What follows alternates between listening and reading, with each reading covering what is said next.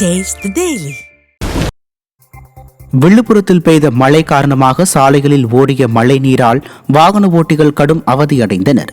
காற்றழுத்த தாழ்வு பகுதி காரணமாக தமிழகத்தின் பல்வேறு மாவட்டங்களில் மழை பெய்யும் என வானிலை ஆய்வு மையம் தெரிவித்திருந்தது.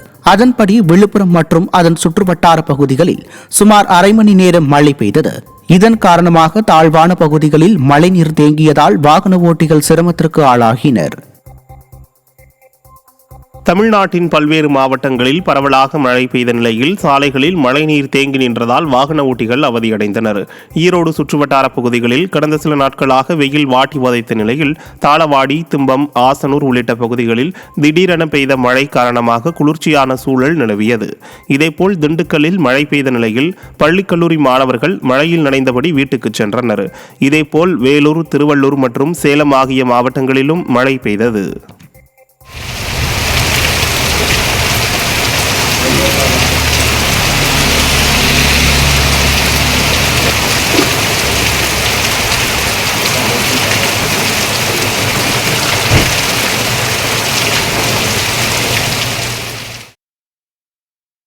விழுப்புரத்தில் பெய்த அரை மணி நேர மழைக்கு நகரின் பல பகுதிகளில் மழைநீர் தேங்கி பொதுமக்களின் இயல்பு வாழ்க்கை கடுமையாக பாதிக்கப்பட்டது.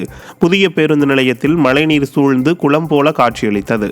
தேங்கிய மழைநீரில் கழிவுநீரும் கலந்து துர்நாற்றம் வீசியதால் பயணிகளும் வாகன ஓட்டிகளும் மிகுந்த சிரமத்திற்கு உள்ளாகினர்.